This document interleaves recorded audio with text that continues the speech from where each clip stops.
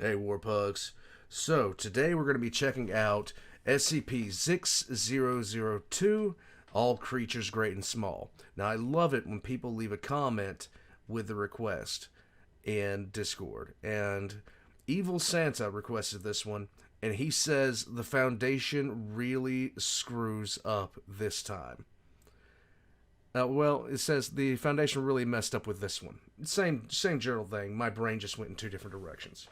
Now, with all that being said, there are certain SCPs that I wish I had mood lighting for again. With that comment being made, I wish I had red mood lighting at this point, because comments like that let me know that the Foundation is going to do something to really piss me off. I think it's becoming a recurring theme that the Foundation does things to irritate the crap out of me. In any case, we're going to jump into this. Thank you for the request, Evil Santa. We're going to dive in. We're just going to dive in. It's statements like the one that he left in the comment for this video that already prep me for what I'm about to go into. Let's just go. Generally, though, the Foundation's MO is to secure SCP-6002. All creatures, great and small. I've made a couple of videos so far covering various anomalies that are beneficial in different ways to the Foundation or humans in general. Questions often come up on why the Foundation doesn't utilize anomalies more to benefit mankind, and we've even seen entire scenarios play out in which the Foundation does exactly that, with positive results. Generally, though, the Foundation's MO is to secure, contain, and protect, not improve. Sometimes, however, individuals within the Foundation get some bright ideas and do things with the best of intentions, but the worst results. Yay. Such is the case of SCP-6002. SCP-6002 begins by notifying us that by accessing this file, a Foundation cognito mole will be embedded into our subconscious, allowing them to track all of our movements and biosignature for up to 72 hours. It's a small price to pay, so let's continue. We're then informed that the person accessing this file is a Dr. Rose Wildcat. SCP-6002 is described as a massive organic structure within Klamath National Forest in Northern California. Okay. It is similar in appearance to a sequoia tree, but its base has a diameter of 91 meters, and it rises to over 800 meters tall, or around half a mile. Okay. Each section of the structure possesses different genetic composition, and similar gene sequences are grouped together in a way resembling the biological tree of life. The tree is broken up into the three domains of life: archaea, bacteria, and eukarya, and further grouped together by kingdom, phylum, and so on. 14% of the genetic samples taken from the tree match currently known organisms, both non-anomalous and anomalous. The rest do not match anything known, believed to represent species currently undiscovered on the planet, and it's further believed that the tree contains the genome of every living thing. Okay. That's anomalous enough, yes, but it goes much further than that. Modifying any of the genetic material contained within the tree will proceed to modify every living creature that shares said genetic material simultaneously. No. As an example, if the genetic material for the sandhill crane was modified in some way within the tree, all living sandhill cranes would experience that change. The repercussions of an anomaly like this are potentially massive, as any significant damage to the tree could drastically alter Earth's ecosystems, especially since humans are represented on the tree as well. Right. What's worse is that since at least 2014, I already know they're gonna foul this up. Within the first 3.5 minutes, I know they're gonna foul this up. The warning wasn't even necessary. I know they're gonna screw this up. the tree has been severely impacted by an anomalous genetic infection. Yay. The origin of this infection is known to the Foundation, but it's been expunged, so we'll get to that later. So far, the infection has done quite a bit of damage to the tree, and thus a number of living creatures, and it's believed that the infection has resulted in the complete loss of at least 56,000 species so far. Good game. The Foundation has obviously been very hard at work trying to combat the infection, Right. but it hasn't been easy, or without complications. Right. The only way they've figured out so far to stop it is to 1 second, everybody. Sorry about that, guys. Here we go. completely cut off the infected areas from the tree. This works, of course, but Yeah. has resulted in the further loss of even more species, a number that the Foundation has removed from the records. Right. Despite cutting away the infected parts, though, the infection Am I about to learn that essentially the SCP committed a BP? continues to return and spread across the tree, and they think that it will reach the section containing humans no later than the year 2100. The tree in its entirety will likely be completely destroyed within 300 years. Good job. That brings us to Dr. Wildcat, I already know they did this. who leaves a comment on the document saying that when she was in 5th grade, she told her mother that she wanted to be an astronaut. Her mother replied that she is to never leave this planet, as it needs her here. At the time, that pissed her off, but she later realized that it wasn't meant to be a restriction, but rather a vote of confidence from an old Indian mother to her little girl. The Cognito Mole chimes in to report that her comment has been recorded and her activity will be monitored, but Rose is fine with that, as she wants the O5s to see her activity, writing that the Master's tools will never dismantle the Master's house. It turns out that Rose is the director of Project 6002 ARC, and we're given an addendum in which she discusses the history and discovery of the tree. Okay. The concept of a tree of life appears widely throughout human history, from the tree of life in the Garden of Eden to the Norse Yggdrasil. It was presumed for a while that no connection existed between these various representations, but further analysis has revealed some marked similarities between each of the depictions and SCP-6002, Okay. including shape and number of branches, relative trunk and crown sizes, and even locations of deformities.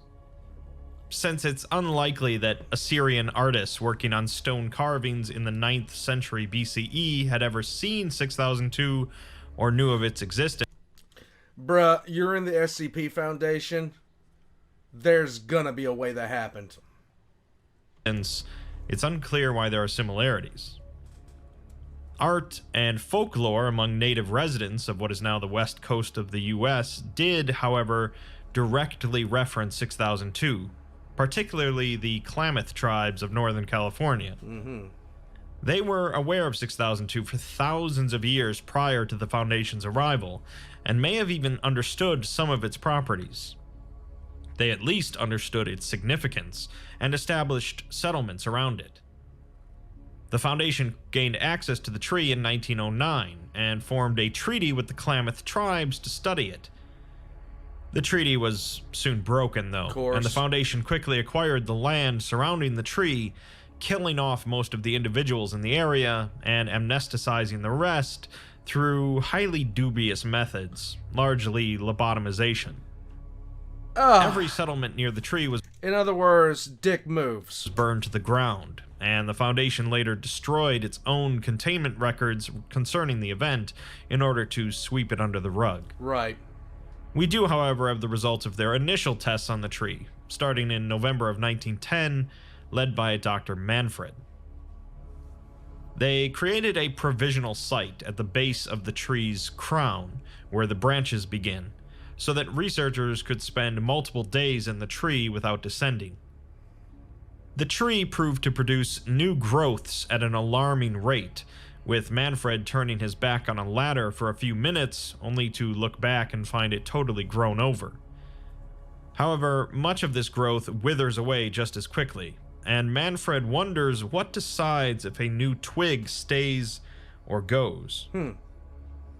Later, Manfred and his team were walking down a branch about 20 minutes from their camp when they heard a tremendous sound described as rupturing, echoing, and inhuman, like a soul on the racks of hell. Lovely. A moment later, an enormous branch, about 200 feet long, withered off the tree near them and fell to the ground.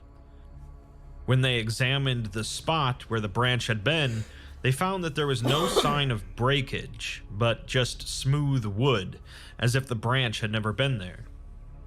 They decided from then on to always be attached to the main trunk with a rope and harness. This is a good idea. Manfred later writes that he remains unconvinced that this is actually a tree at all. When you touch parts of it, it doesn't feel like wood, and you'd swear that you're brushing up against fur, or scales, or skin. And then there's the noises, as the wind through the branches sounds more like howling than anything else. In September of 1914, they would get their first big clue about the nature of the tree, as the last known instance of the passenger pigeon died in captivity in the Cincinnati Zoo. At the same time, the tree shed a large branch, and Dr. Manfred hypothesizes a link between the two events.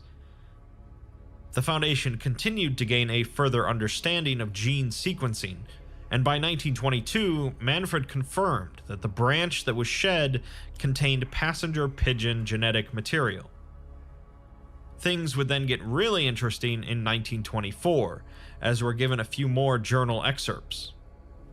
Manfred and another scientist had been working all afternoon on a branch, and they were ready to descend when Manfred lost his footing. As soon as he felt himself slip, he reached out for a smaller branch just above him. As the branch was a newer growth, it snapped right off, Lovely. leaving only his harness to save him. The other scientist scolded him over it, but he told her to look at it as an opportunity, since they've never removed a living branch before. The ones that they've studied had fallen off themselves, and had dried up before they hit the ground. He also writes that he could have sworn that he heard another sound when the branch broke off, something higher pitched, like a yelp. 2 days later, Manfred believes he has a genetic match for the branch, the domestic dog. Specifically, a small hunting breed that had been growing in popularity, the Manhattan Terrier. Manfred is fond of the dogs, saying that there was a whole pack of them on the next farm over when he was a boy, and they loved to chase squirrels. He's glad that this wasn't an extinction event, as he's not sure how he'd break it to the team, and at the speed at which the tree grows, the branch is probably back already. No, it's not. Unfortunately, a week later, Manfred writes that the other scientist started crying when the news came in, and she hasn't stopped. He's trying to keep a brave face for the rest of them, but he hopes that God will forgive him for what he did. He won't. Go to hell. Do not collect $200. You prick. Following the branch breaking off, Manhattan Terriers experienced a mass die-off across the world, with previously healthy instances suffering cardiac arrests, strokes, and other ailments. Females became unable to produce viable offspring, and by February of 1926, the entire breed is declared extinct. The Foundation proceeds to engage in a widespread disinformation campaign to expunge records and memories of the Manhattan Terrier, and is considered successful on November 4th, 1929. Following the incident, Manfred updates the containment procedures to ban all experimentation on the tree, and to limit ascent to personnel trained in climbing equipment. Dr. Wildcat leaves a comment saying that she's never heard of the Manhattan Terrier, and that even back then, the Foundation's greatest strength was escaping accountability when it messed up. Right. She at least commends Manfred for banning testing on the tree, and writes that if he's listening from the afterlife, to not be too hard on himself. Yeah, One, the can't really species be that mean to gone him. isn't that big of a deal in the grand scheme of things. Manfred's ban on experimentation would last for quite a number of years, but And then somebody screwed it up. in 1989, a new research team was appointed with the goal of entirely mapping out the tree, led by a Dr. Muller, with Dr. Wildcat as a junior researcher. They oversaw a research team consisting of several hundred personnel, and they did end up successfully mapping out the genome before the end of the century. In March of 2002, Dr. Muller proposed initial testing of genetic modification. He wrote to one of the O5s, requesting clearance to test some gene therapy on a species of fungus. The O5 wrote back, commending the doctor for his work so far, but modifications to the tree simply don't justify the risk. Right. And they want him to preserve the structure in its current state. There's a bright idea. Listen to that. Muller responded by telling the O5 that this decision was remarkably short-sighted, You're a remarkable asshole. as this is the most potent medical and scientific tool in history. He doesn't see the harm in picking an insignificant species and seeing what's possible. The O5 took the decision to the rest of the council, and it was still denied, with them subtly warning Muller that his position is not irreplaceable. Thank you. In July of 2002, however, an SCP breached containment and reached a major population center, killing 78 Foundation personnel and an estimated 1,200 civilians. The SCP is eventually terminated, but it regenerated from an egg laid before it died. The egg was recontained, but the O5 Council ordered it to be destroyed. Of course, nothing the Foundation does results in the egg's final destruction, so they declare its neutralization to be infeasible. Sensing an opportunity here, Dr. Muller writes again to the Council, proposing to modify the genetic material of the SCP on the tree to make it more easily containable. The Ethics Committee votes to reject this proposal, but Thank they you. are overruled by the Council, Oh my and Muller God. begins testing on August 4th, 2002. They first seek out the mechanisms governing the SCP's reproductive cycle, which turns out to be no different than that of an American bison. They proceed to sterilize the entity and kill the current instance of it contained by the Foundation. The entity is reborn from an egg, but is found to have no reproductive organs. They then modify the entity's growth pattern, changing it so that it will stop growing shortly after infancy. They once again kill off the one in containment, and it is reborn from an egg, but stops growing after birth, remaining the size of a newborn. The SCP is downgraded from Keter to Euclid due to no longer being a major threat. Dr. Muller is given a promotion and is given increased security clearance to continue his cross-testing work. Why? Dr. Wildcat leaves another comment, writing that the other junior researcher, Amara, did all of the genetic work, while Dr. Muller just stood around and watched, saying how lucky she was that he'd picked up on her work. She bought her a drink later that night, and Amara finally opened up to her after years of being standoffish, mostly talking about how terrible Muller was. Between 2002 and 2008, Muller and his team proceeded to weaken or neutralize 109 Keter-class objects and 418 Euclid-class objects via genetic modifications to SCP-6002. In an unrelated development, the financial crisis of 2007 and 2008 resulted in most world governments cutting funding to the Foundation, and the bankruptcy of 31 Foundation front companies, leading to a combined 21% reduction to the Foundation's operating budget. Lovely. Dr. Muller proposes doing enhanced genetic testing on 6002 for the purpose of revenue generation, and his proposal is approved. What? They first create a new strain of the common apple tree, causing the genome of the strain to appear in 6002 as expected. The genome is then modified on the tree to include material from SCP-500, which is capable of curing any disease.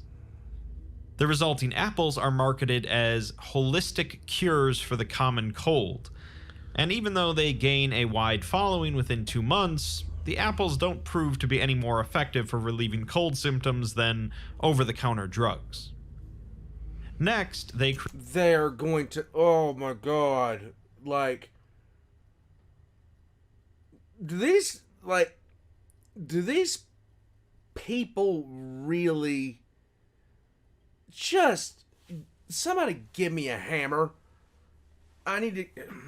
created a new breed of cattle and modified the genome to include material from SCP-1007, one of the Wondertainment Little Misters that can go through the entire human life cycle within 75 minutes, before being reversed back to infancy. The resulting cattle proved to revert to calf stage following slaughtering and butchering, allowing them to be indefinitely slaughtered for meat without feed or housing expenses. Oh my god. Oh, hell no. The third test they do involves modifying the genome of the common domestic chicken to insert a new genetic disease. This results in the death of 7% of the global chicken population before the Foundation began marketing a new treatment for the disease.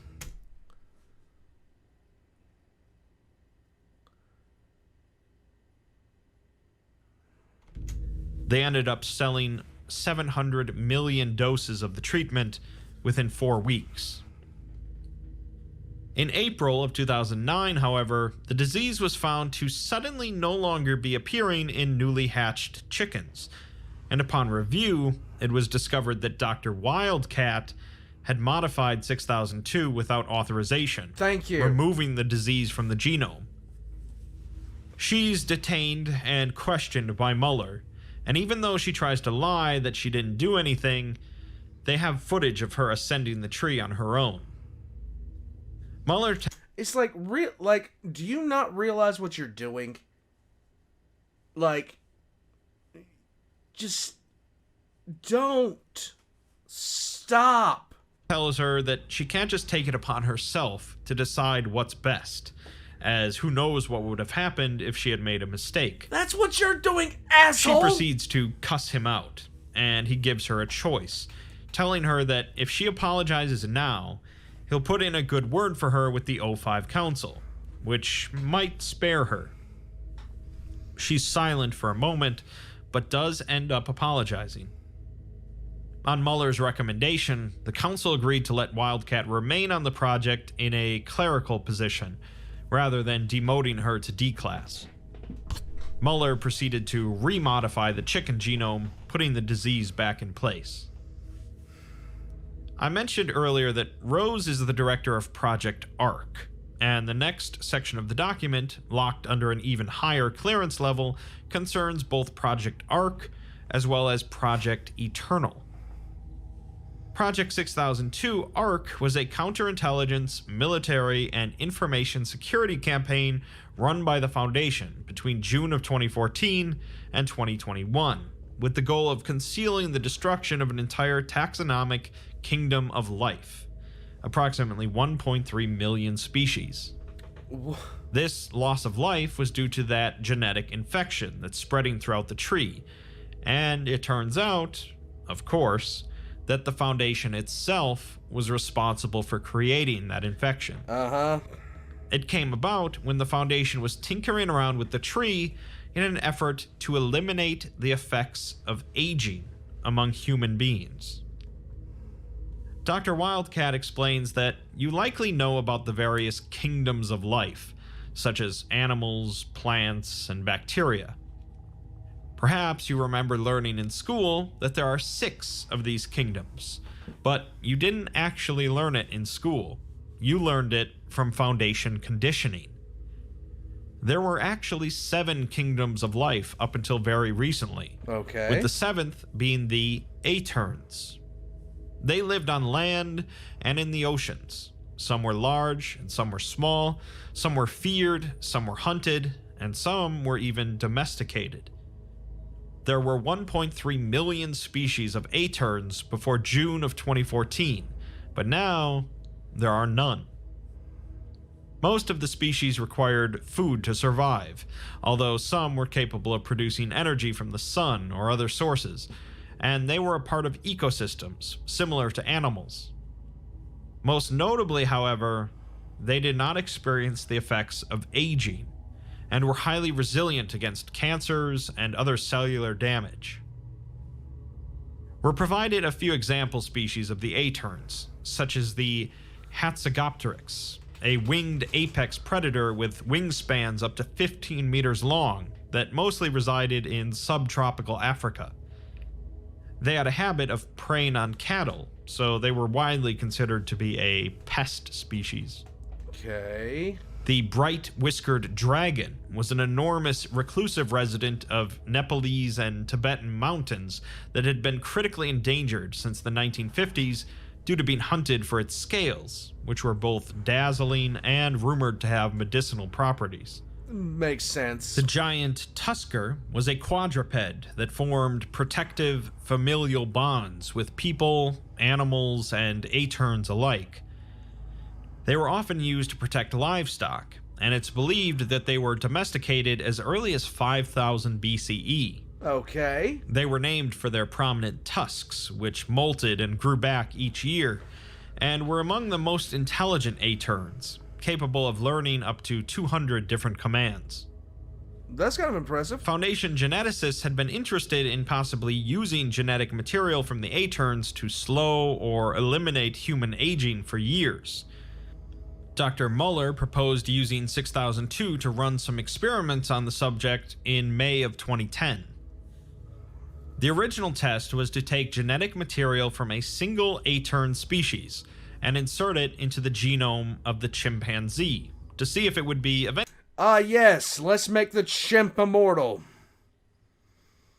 Let's just all return to monkey. eventually viable for humans. The first test quickly failed due to the genetic material decaying too quickly once removed from SCP-6002. They tried using a couple of chemical solutions to preserve the material upon removal, but both fail, so Muller requests access to some anomalous methods to help. The request is approved, and they gather materials from a number of anomalous organisms, including SCP-106 and SCP-6002, but it still fails to preserve the genetic material. Muller then tries spreading the chemical mixture onto the tree before actually removing the genetic material, and this finally works, allowing them to remove the material and insert it into the chimpanzee genome. Chimpanzees under Foundation observation for the following 24 months show no visible signs of aging. They then remove the Aetern genetic material from the chimpanzees and observe them for another 24 months, finding that they've returned to normal. Satisfied that all will go well, they proceed with the human test. Unfortunately, when they went to insert the Aetern material into the human genome, 6002 rejected it, and the material quickly disintegrated, causing minor damage to the tree. Right. The O5 Council disallowed any further testing to prevent damage to the human genome. Great. Finally. In 100 years, somebody made an intelligent decision.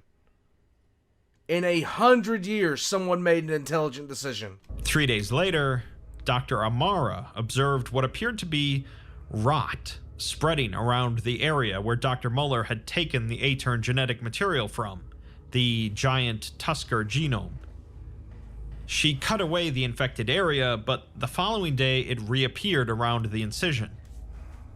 She wrote to Muller asking about it, but he reassured her that he has it under control. Sure he does. She pressed further, though, asking what exactly is going on, since she worries that they'll lose the entire branch. Dr. Muller acquiesces and says that the two of them should head up and check it out. Following this, Amara was not seen on site for 72 hours, and Dr. Wildcat, working at the time as Muller's secretary, became concerned and asked the site security team about it. Dr. Muller was questioned, but couldn't account for her whereabouts.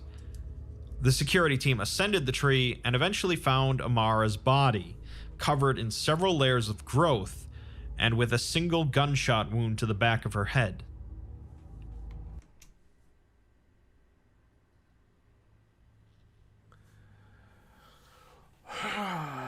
The GOC wouldn't screw with this tree. They would see what it is. They would understand what it is, and they wouldn't screw with this tree. The O5 Council was informed, and security officers immediately headed to Dr. Muller's quarters, but they arrived too late, finding him dead by hanging. In a surprising turn of events, Dr. Wildcat was promoted to Project Lead the following day due to being the only remaining researcher with operational knowledge of the tree. She proceeded to head up the tree to investigate the rot, finding the giant Tusker branch to be almost entirely rotted away. She believed that this rot had been ongoing for months, but was concealed by Muller. Right. She was granted permission to remove the entire branch, and a Foundation disinformation campaign began to cover up the extinction of the giant Tusker species, which occurred over the next 7 months. The rot, of course, continued to spread across the tree. Go figure. And the organisms sharing the infected genomes also experienced a decay, represented as a rotting of the skin and organs similar to untreated leprosy. Great. When all of the species' genome has decayed within the tree, any remaining members of that species experience instantaneous decomposition, appearing to fall apart on the spot. Ugh. The Foundation has so far found no way to prevent the spread, only able to slow it down by removing infected areas. Dr. Wildcat eventually figured out that Muller caused this infection by directly applying the anomalous chemicals to the tree itself, and it might have been possible to contain the infection had it been discovered earlier, but Muller had concealed it from everyone for at least 3 years. Good job, asshole. She leaves a comment that when she first removed the infected branch, she went back to her room and cried all night, as well as the next morning, for both the devastating effects of the infection, as well as losing Amara. She says that her little sister had a stuffed Tusker growing up, and brought home picture books after school about them, but now she can't even remember that they existed. We're given a truncated timeline of Project 6002 ARC, starting with the giant Tusker extinction in 2014. The Foundation decides to cut off the entire branch of the Tuskers in order to try and contain the infection, and a large-scale amnestic effort begins to contain knowledge of the Tuskers' extinction. They later find that the infection has spread to the entire family of creatures that the Tuskers belong to, and they decide to delay cutting off the entire branch in the hope that they can contain the infection in other ways. In October of 2014, however, civilian researchers noticed the effects of the infection in the family of creatures, and the Foundation fails to stop word from leaking. In December, the family branch is ordered to be removed, and Dr. Wildcat is reprimanded for delaying on acting on the order for 3 days. In February of 2015, members of the Global Occult Coalition contact the Foundation regarding possible cooperation on dealing with these sudden extinctions, which they have identified as anomalous. The Foundation denies any knowledge on the issue and refuses to cooperate. Right. By June of 2015, the infection has spread to the majority of an order of A-turn creatures, around 40,000 organisms. Later that year, a number of GOC operatives launched an attack on the site containing SCP-6002, with captured individuals revealing that they are aware of the tree and believe that the Foundation has failed to address the ongoing crisis. In In January of 2016, multiple news outlets report on the anomalous infection, and the O5 Council declares it to be a mid-level broken masquerade scenario. The GOC soon attacks the 6002 site once again, this time in cooperation with members of the Serpent's Hand, Makes Chaos sense. Insurgency, and the Mana Charitable Foundation. All that makes sense. The Foundation manages to stop the attack once again, but they come back a couple of months later, this time also aided by the US military. It seems not even the Foundation is that prepared, and they lose the site. Dr. Wildcat and her staff are presumed to be imprisoned or deceased, and a high-level broken masquerade scenario is declared. 2 MTF teams attempt to retake the site, Hammer Down and Red Right Hand, but the operation is unsuccessful. Okay. During this time, nothing is being done to help stop the infection, so by October of 2016, it's believed that the entire Aetern Kingdom is infected. In July of 2017, though, the Foundation receives communication from Dr. Wildcat, who reveals that she has been hiding within the tree since the site's capture. Okay. And she provides vital intel regarding the GOC operating at the site. Soon afterwards, the MTFs manage to retake the site, and Dr. Wildcat immediately advocates for the excision of the entire Aetern Kingdom from the tree. The Council approves, and on August 19th, 2017, the mass extinction of 1.3 million species begins. The Foundation works with civilian ecological teams to redesign heavily impacted ecosystems via anomalous means, but these operations are frequently attacked by anti-Foundation groups.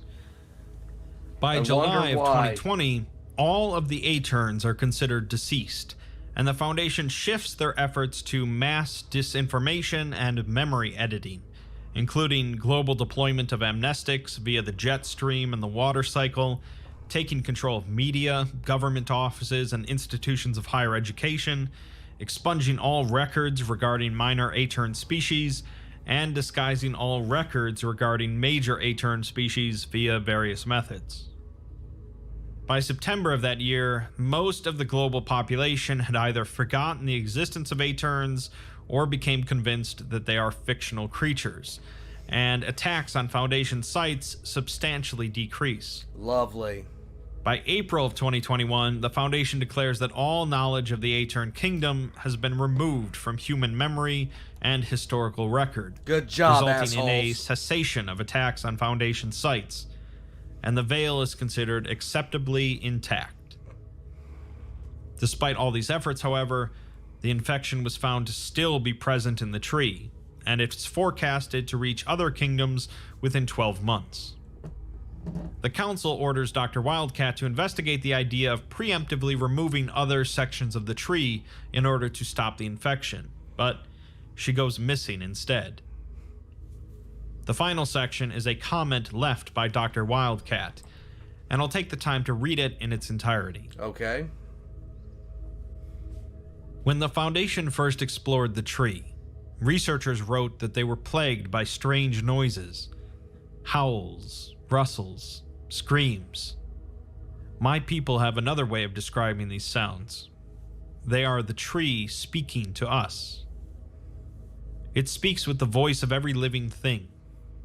Sometimes it is the voice of the coyote, boasting of its recent hunts.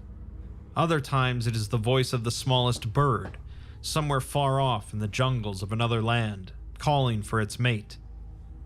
On lucky nights, many voices will rise all together, singing the songs of the forest, or the sea, or the sky.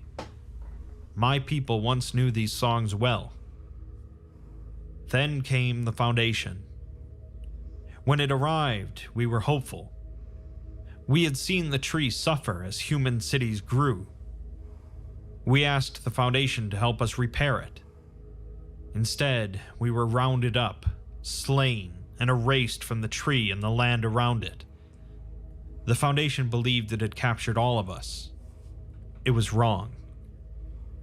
A small group of my tribe's elders escaped the slaughter. They determined to split up, fleeing to the corners of the earth to preserve what they knew of the tree.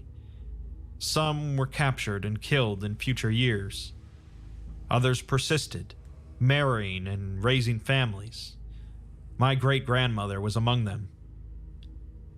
On my 13th birthday, my mother and grandmother took me into the basement of our home and told me about the tree.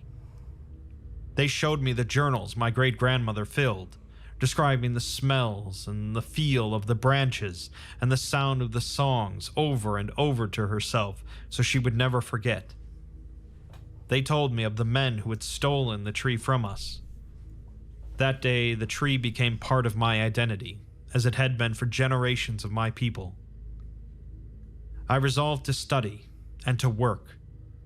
For 10 years, I studied and worked my way to the top of my profession, waiting for the call I hoped would come. Eventually, it did.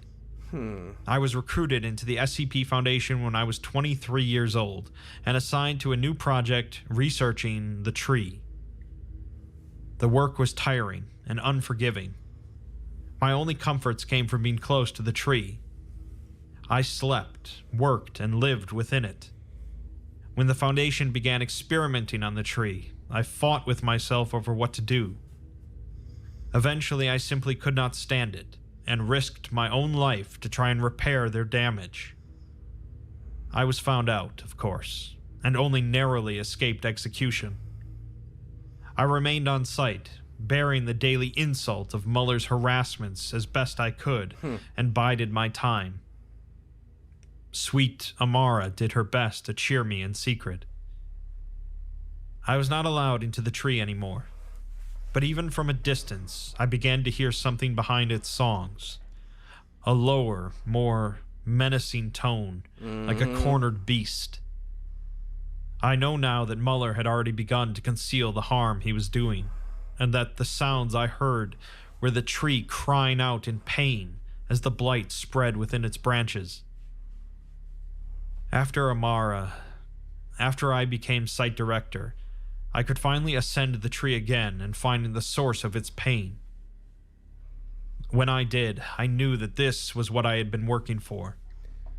It was my duty to defend the tree against the horrors that its oppressors had perpetrated. I brought to bear all my skills, all my education, everything that I was. When the Foundation fell and lost control of the tree, I fled into its branches, hiding deep inside. It shielded me. I subsisted on its shed growth and continued my work, always aware of the pain behind its songs. It grew louder each day. I became convinced that there was only one way to save it. The infection must be cut away, whatever the cost. Regrettably, I knew I would need the oppressor's help to do this. So I exchanged the new master for the old and helped the Foundation regain the tree. Then I cut away every inch of infection I could find, and much more, deeper and deeper into the wood, until I was sure that no blight could remain. Yeah. I knew the harm that this would do, but I also knew that I had saved the tree. Last week, I discovered that I was wrong. The blight remains. I murdered trillions of creatures across the world for nothing. You didn't really do that. It was the Foundation. She didn't really do that. She did what she could to stop the wiping out of everything. Because, well, we just need a little bit we just needed to dip our beak into stuff. That, perhaps, I could have lived with. But when I fled again into the tree this week, to hide before I could be ordered to continue cutting, I found a truth I cannot face. Its branches have gone silent. The tree will no longer sing to me. Valuansham, Mother, Amara, forgive me. The file ends by informing us that the system can no longer detect any life signs from Dr. Wildcat, and the file closes. Wildcat worked her entire life in order to preserve the tree to the best of her ability, but the Foundation, primarily Dr. Muller, could only see its potential benefit to humankind. Wildcat eventually No, his potential benefit to the SCP Foundation's pocketbook. performed the most extensive form of triage in the history of the planet in order to save the tree and save what species she could. But not only did it prove to be entirely ineffectual, she lost her connection with the tree. This ultimately proved to be more than she could bear. Now, the infection is spreading through the tree unchecked, and it will eventually remove every living species from our planet, up to and including humans. Good job. The Foundation will likely try all sorts of drastic measures before it comes to that, and perhaps something may work, but it doesn't look good. It's not the first time that the Foundation has messed around with things beyond their control and understanding, and it likely won't be the last. Nope. But let's be honest. Rubbing secretions from SCP-682 and 106 onto a tree containing all life on Earth was a really, really dumb thing to do. Yes.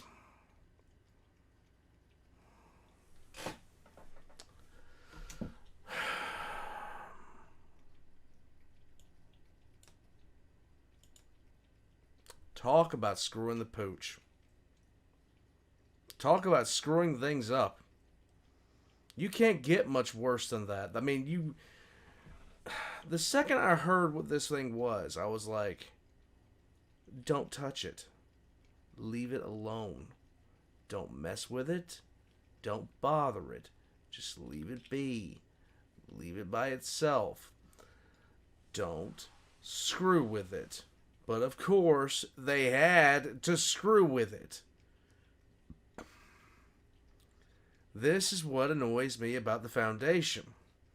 On one hand, it's like, oh, we're here just for scientific research. And then, on the other hand, it's like, well, I need a new wallet, so let's genetically modify chickens. And let's be immortals. Let's play God. And, this is what happens. You wind up... So, this tree, 6002, is officially the FIFO tree. It is the FIFO tree. Because the Foundation most definitely fucked around and they're finding out. So, on behalf of the FIFO tree, and on behalf of people that are fed up with the Foundation shit, guys, leave a comment down below letting me know just how irritating this is. This is a really good SCP. I like it. And as soon as I heard the Foundation was in charge of it, I was waiting for that shoe to drop. They were going to do something abnormally stupid with it. And this is how you learn. Congratulations, dickheads. In any case, thank you guys for spending some time with me today. This was interesting, to say the least. I'm going to head out from here. Go ahead and get this up for you guys. All the Exploring series links are going to be in the description down below right next to my own. Jump down there and take a look. Until next time, I have been Old Man, and this bit of stupidity was the Foundation. God help us all.